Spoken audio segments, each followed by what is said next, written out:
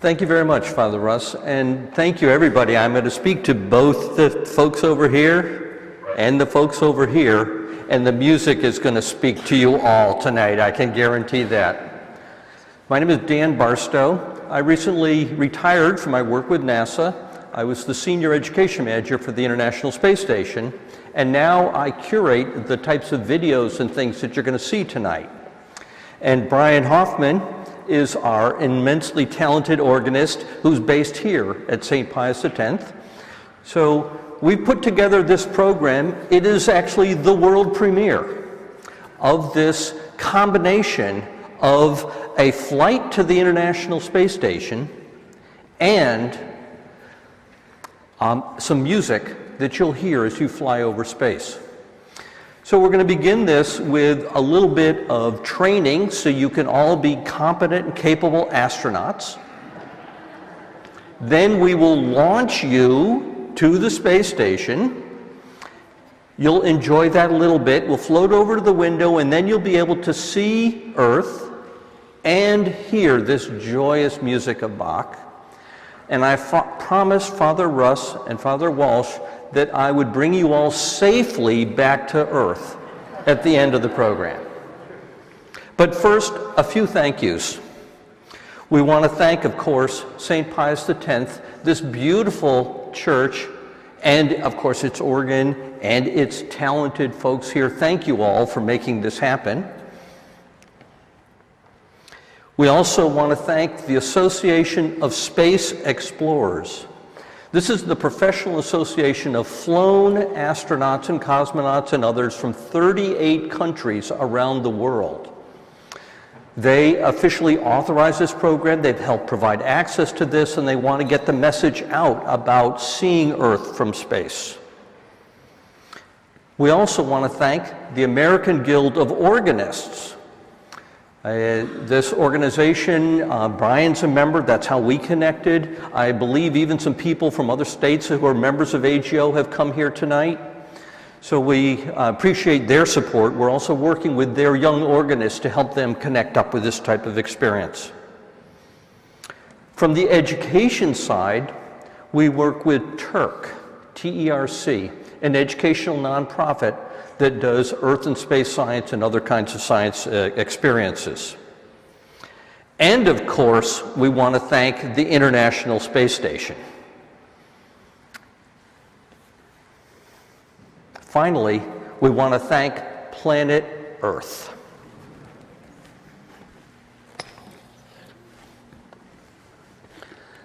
This gorgeous planet is our home.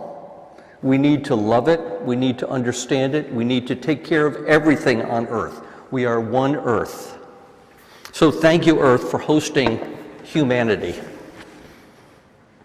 Well, let's get into this. How many of you have wanted to be astronauts? Raise your hand. Okay, I see a lot of hands there. Great. Well, I'll tell you, it only takes two things to be an astronaut. One is in your heart. You have to want to do this. You have to believe that in yourself, and you have to want to do this. The second is in your head. You have to work hard, learn about space, learn about the engineering, the medical, or whatever aspect you're interested in, so that you can succeed.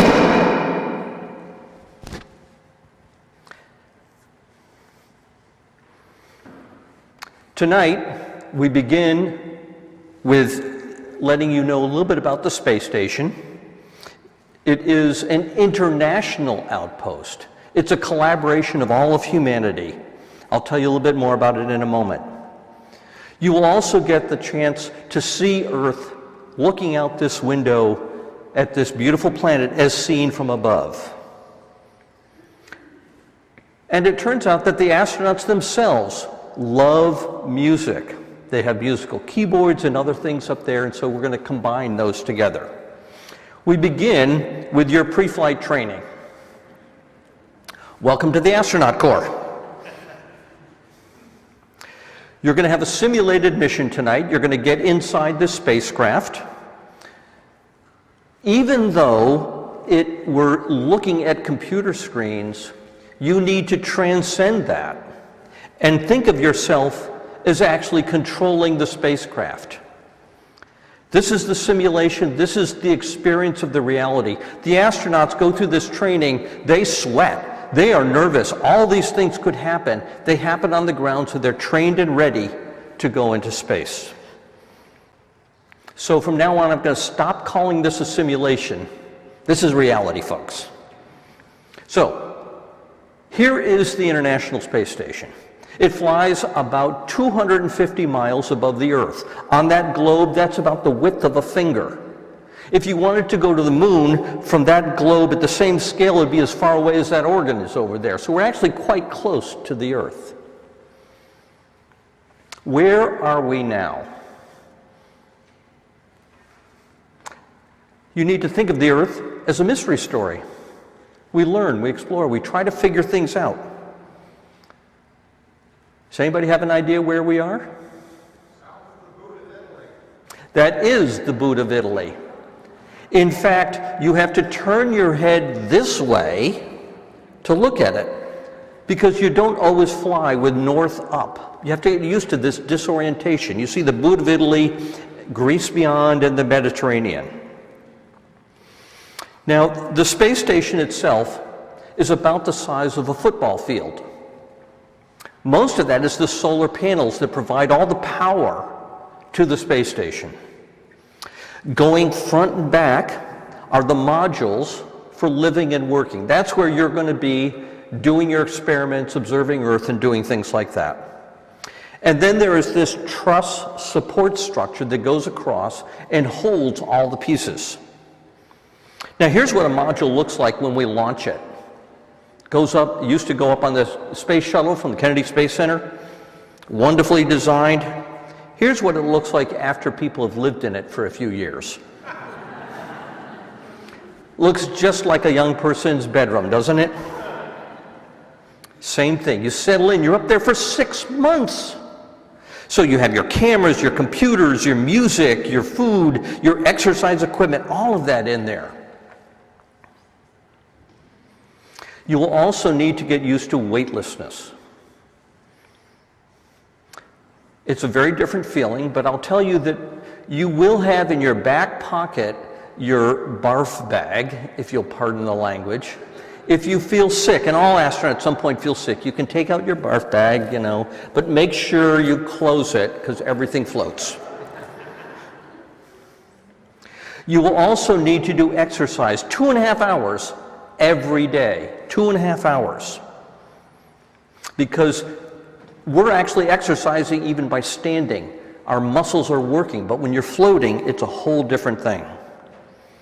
You also need to manage experiments. There are 800 science experiments have been up there, and a couple of hundred student experiments. In fact, that used to be my job with NASA, was managing the student experiments, helping students, middle school, elementary school, high school, design, build, launch, and operate their own experiments.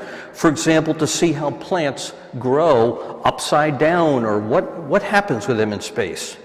Because students on the ground are using their brains to design these, to understand them, to figure out what is going on. And of course, you need to learn how to sleep.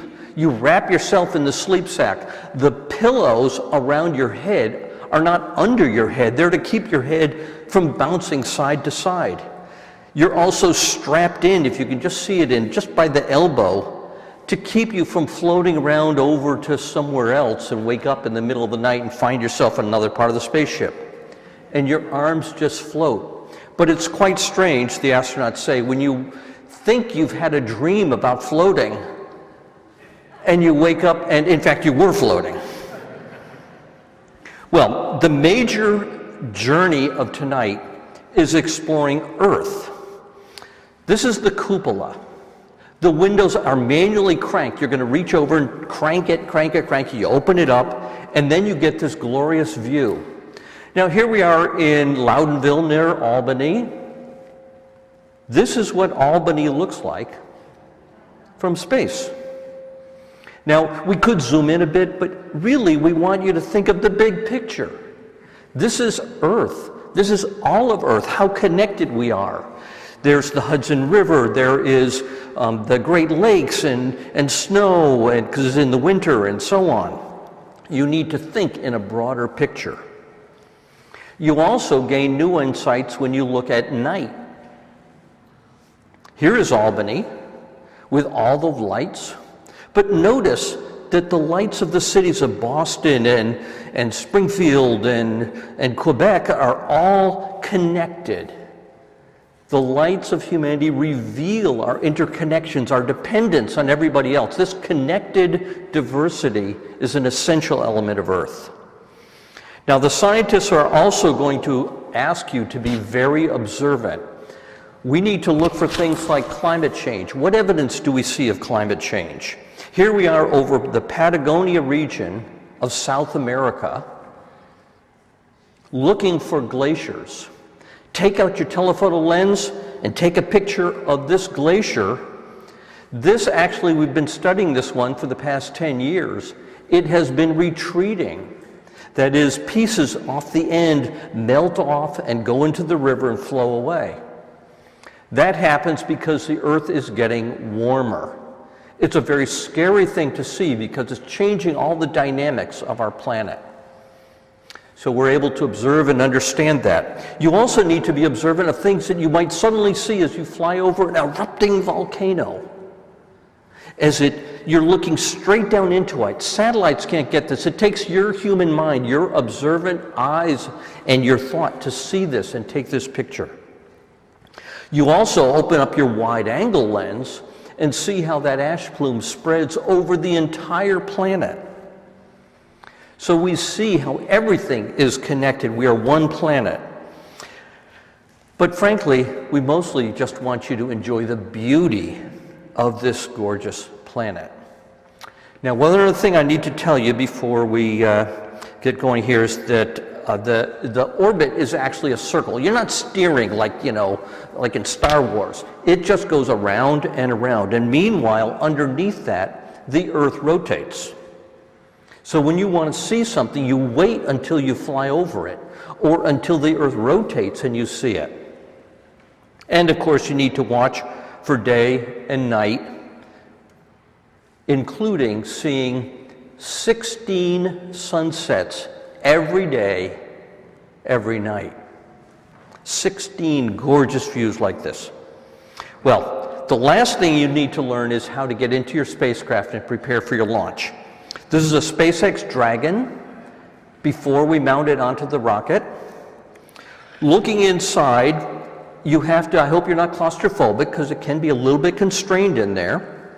But as far as I can tell, I see empty seats, ready and waiting for you to come on board. You need to begin with your training in the simulator, pressing the buttons, learning how to deal with emergencies, but it needs to feel so real as if you're actually in that spacecraft. Okay, let's check in with the teachers who taught you all of this, and it looks like they're all nodding approval. You passed your pre-flight training, so let's do our launch. Here's our Falcon 9 spacecraft at Kennedy Space Center in Florida. Poised, weather's good, looks good. You suit up into your spacesuit, and then you walk across this walkway to the spacecraft, the SpaceX. It's sitting on top of this huge rocket.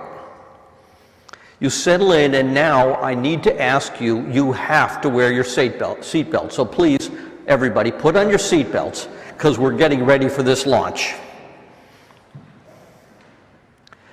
We'll check with ground control, and everybody seemed to saying the rocket engines are good, they're fueled, the spacecraft is all set, all of you are in good medical condition, the comms link is working. So I'll be your launch director staying on the ground. I have to say that I was not really the launch director.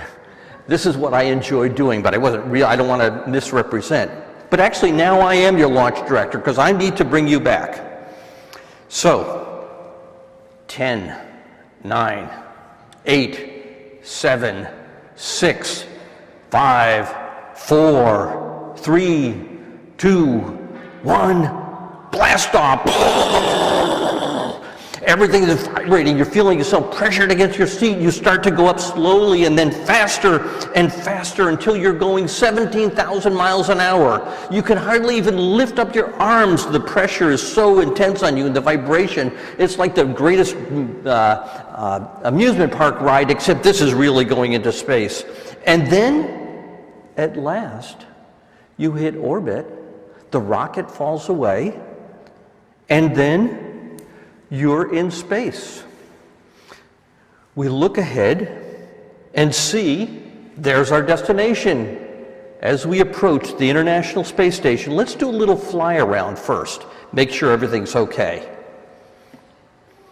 You can see it as this large spacecraft. Everything is connected. Imagine they built everything on the ground and then launched it to space, and it still works up there. Everything connects and works.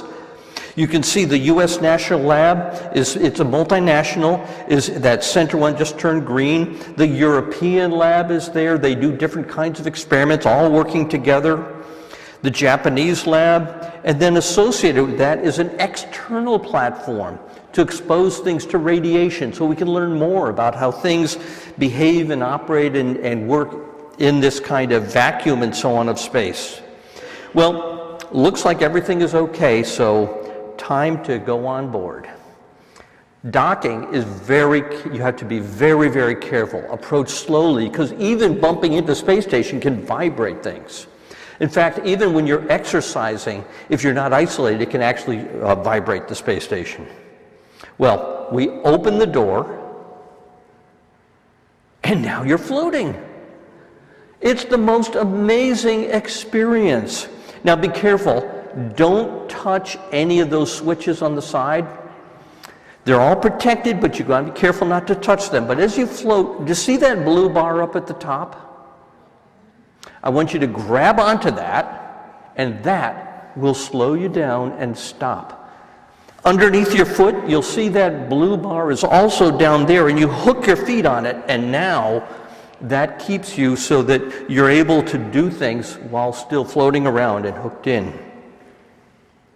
Well, our commander now is going to give us a little bit of a guided tour. Now that we're on board, he needs to show us around, see what else he can teach us. We go over to the galley. Here's where you're going to have your food, and your crewmates are there. Hi, they're all glad to see you. They're busy using straws and cans that they can scoop the food out of. They love the hot sauce because your taste buds actually get a little weaker when you're in space. It looks kind of crowded up there, so you can float to the ceiling and sit upside down and have your lunch.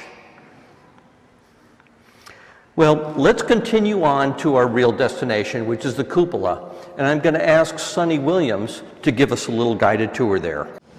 Hello, I'm Sunny Williams. I'm up here on the International Space Station.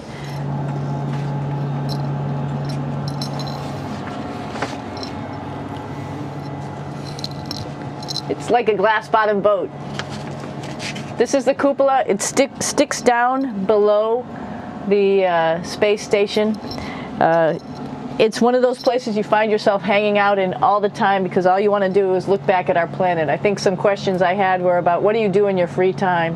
And you can't help but want to just come to the cupola and look outside as much as you can. And a lot of folks, I play this game with myself about where we're flying over the Earth. Try to come in here and just guess. After being here for a little while, you can sort of figure it out. You can tell different cloud types over different continents. You can tell different soil types over different continents. So let's see. And then, of course, there's a lot of ocean. So usually we're over the ocean at first glance. I will tell you in just a moment where we are.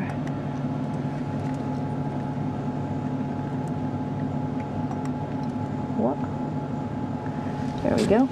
So right now we are right over Africa. It's a little bit cloudy, as you can tell, but we're right over the continent of Africa.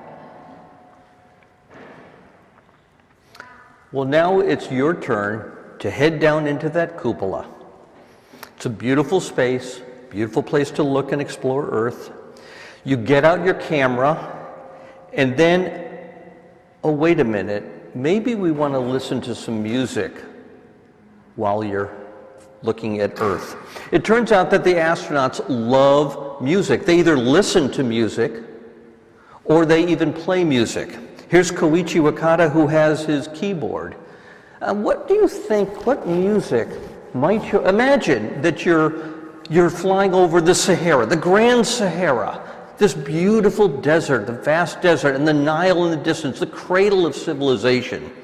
Maybe something really dramatic, like the toccata in D minor, now.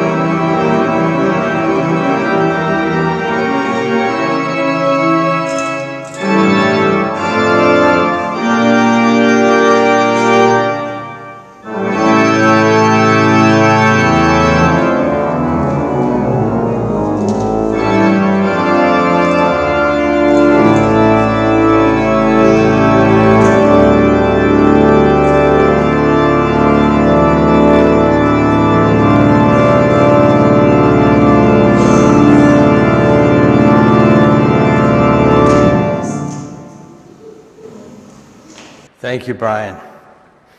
Brian Hoffman is our organist, and I would ask you to hold your applause if you feel so compelled, but to wait until the end, because right now you have to focus on being successful astronauts. One thing I noticed in this flight was this Nile River, this green, thin, sinuous river. It's green because that's where people are living. The desert, the dry desert, is all around it. You can just imagine, as humanity first emerged on planet Earth, how they had to come together, to work together, and to enjoy each other's company around this river. Even now, that signature of humanity's emergence still is there. Well, the orbit takes 92 minutes, about the time that we're doing this entire presentation tonight.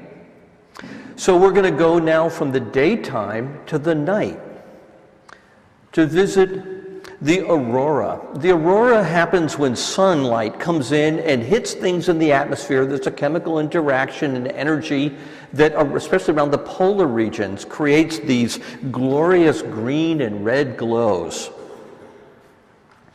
We thought that the mood for this might be a little bit more serene. So here's a chorale prelude.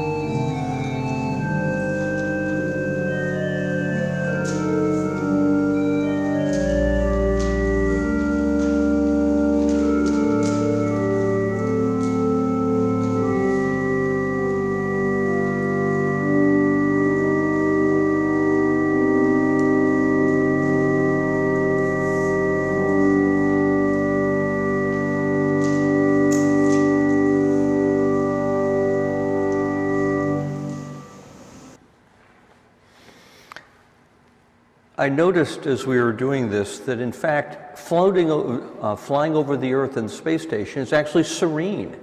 You think you're going along at such a fast speed, and yet when you look at Earth, relative to Earth, you're just going along at a gentle speed because it helps you get this larger view of things. Well, why Bach? In fact, the astronauts enjoy listening or playing all kinds of music. Rock and roll, hip hop, gospel, you name it. They love listening to music while they're in space. Brian and I, as we worked on this, felt we should focus on one composer, Johann Sebastian Bach. You may have your own favorites, but Bach, many consider Bach to be the greatest musician of all time. Some of you may disagree with that, but he is the master of harmonies. That's the message about Earth. All these interconnections of things on Earth are just like the polyphony and the interconnections among the harmonies in Bach's music. Look at this. This is his handwritten music. You can just see the joy in the way that these notes just float around. And look how similar that is to Earth. His music and our home planet. So we decided to have all the music tonight be from Bach, just to explore the richness. Next, our orbit continues, and now we're coming back across the United States, across North America. We're going to come in over Oregon and then continue down towards Mexico. Now I'll say that we've added just a few labels in here to help you get some orientation. But let's proceed with another chorale prelude now.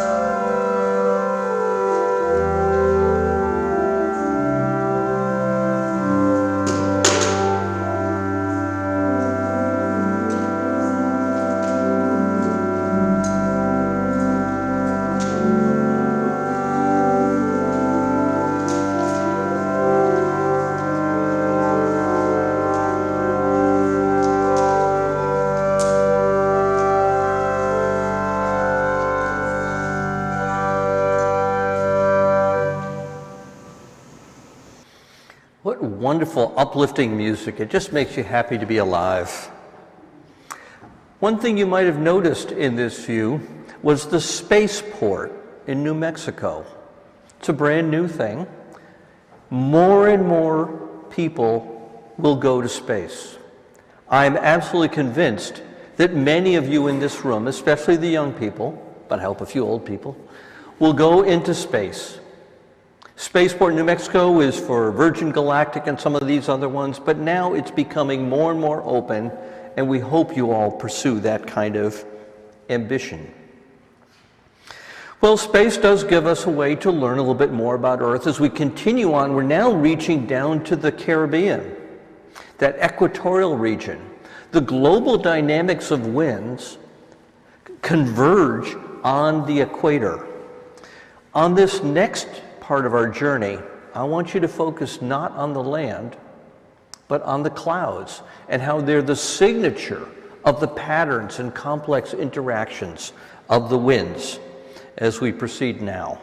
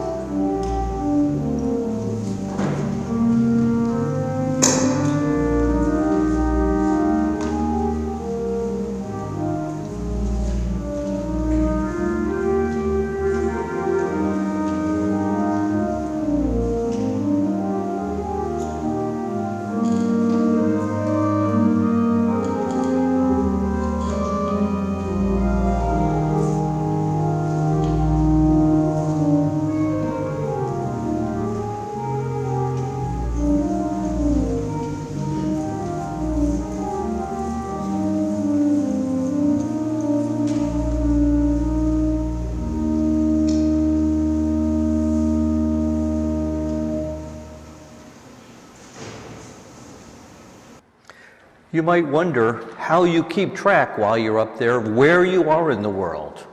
You saw earlier Sonny Williams try to make a guess, but you also have computer software to help you keep track, maps that help you identify targets and know where you are. But I will say that even though astronauts are given specific targets, mostly they just love to float over to the window and look. So for the next piece, our longest one at 12 minutes, Brian and I said, let's take a path that is at night, that goes up over North America, the east part of North America, because just maybe we might find our Bach in Space venue here near Albany, and then continue on and see the aurora over Scandinavia. We call this Night of Fantasy and Fugue, with Bach's glorious Fantasy and Fugue in G minor. Now.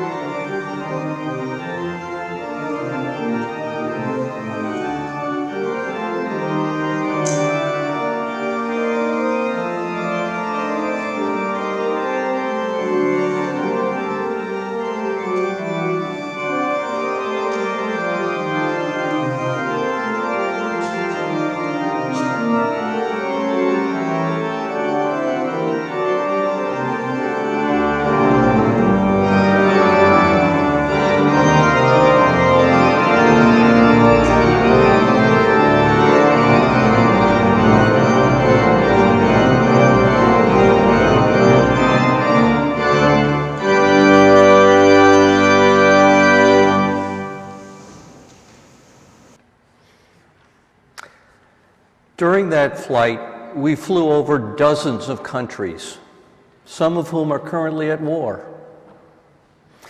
I've studied thousands of these images, and I have yet to see those lines separating those kingdoms. We hope that as we move forward in the world, that we can find more peace. Certainly the astronauts talk about what's called the overview effect.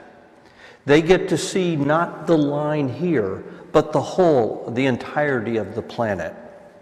So our hearts and prayers are for those currently suffering and at war when we're all one planet. Well, at this point, I do want to give a little bit of acknowledgement, not to the earth side of this story, but to the music side of this. The organ that you've heard so masterfully played by Brian Hoffman is a magisterial instrument.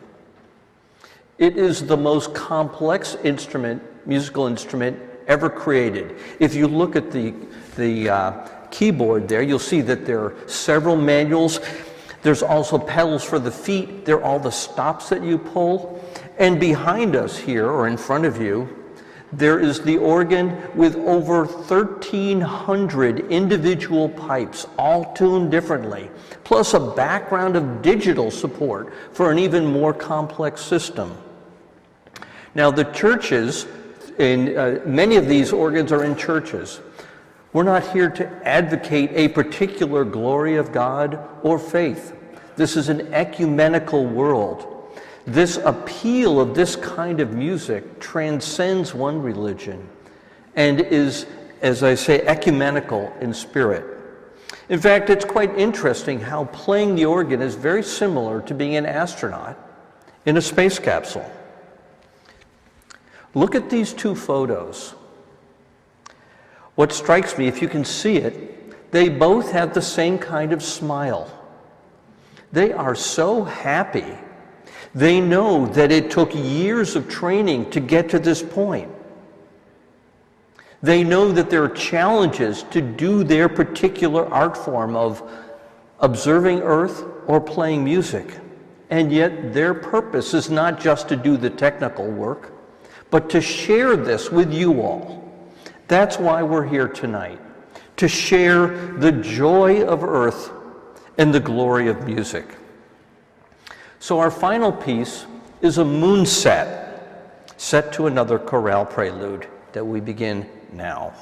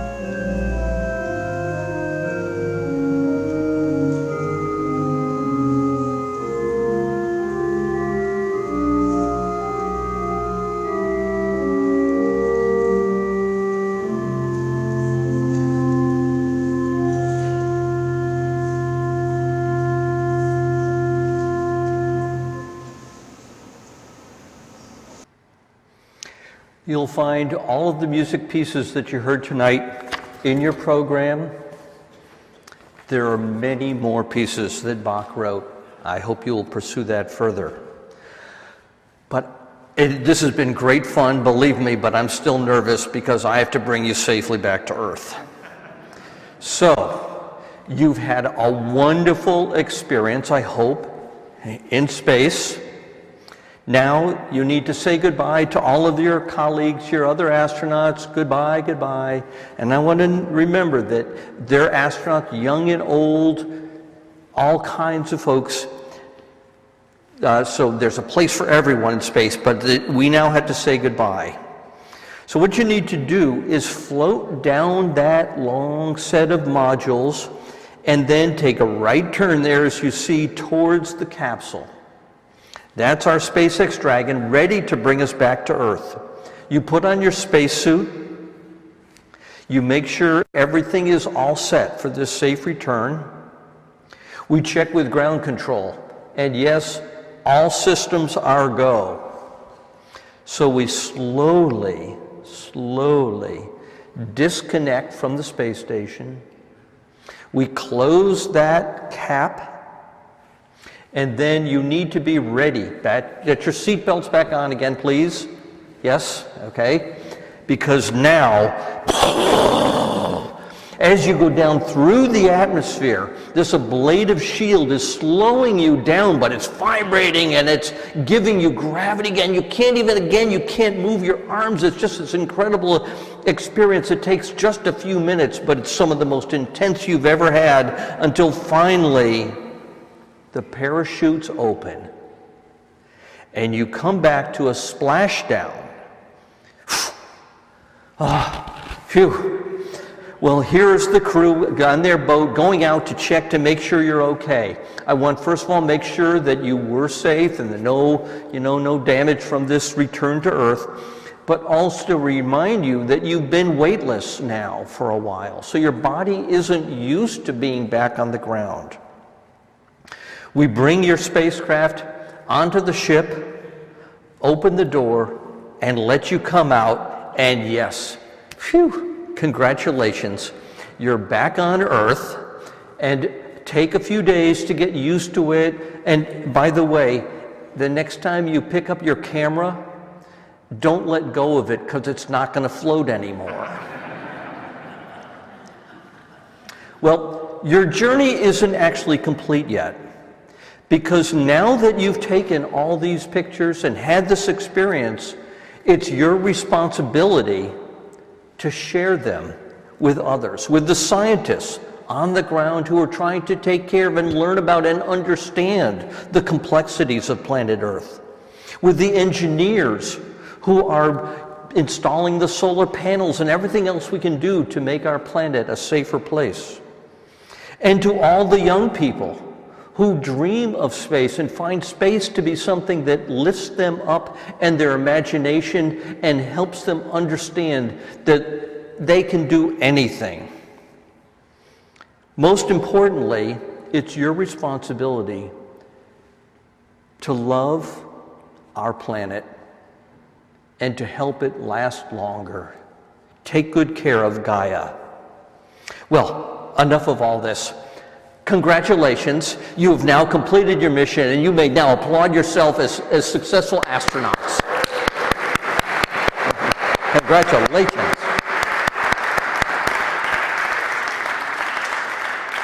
You are now officially Space Station Explorers, and I'll tell you there's a lot of things you can do after this. Space Station Explorers is actually a NASA program for students who want to do experiments in space, so go to spacestationexplorers.org. If you want to listen to more music, go to bachinspace.org. And if you want to just look at these beautiful videos and do your own music, go to windowsonearth.org. There are all kinds of opportunities, because you have now learned that music is your magic carpet, your pathway to space and to Earth and to a future that we all enjoy. Thank you all very much.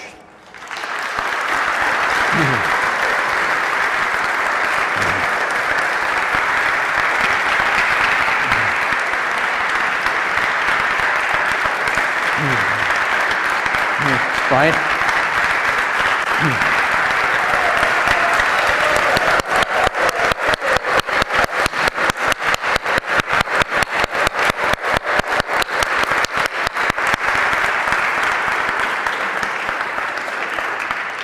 Now, Brian, before you head off, I do have something special for you. I want to acknowledge that Brian has put in immense effort to make this a success, including making these displays for all this, all kinds of work. Well, on behalf of the Association of Space Explorers, I have for you a flown mission patch for Windows on Earth. This has been in space, and we are now giving it to you to carry on. Thank you. Congratulations.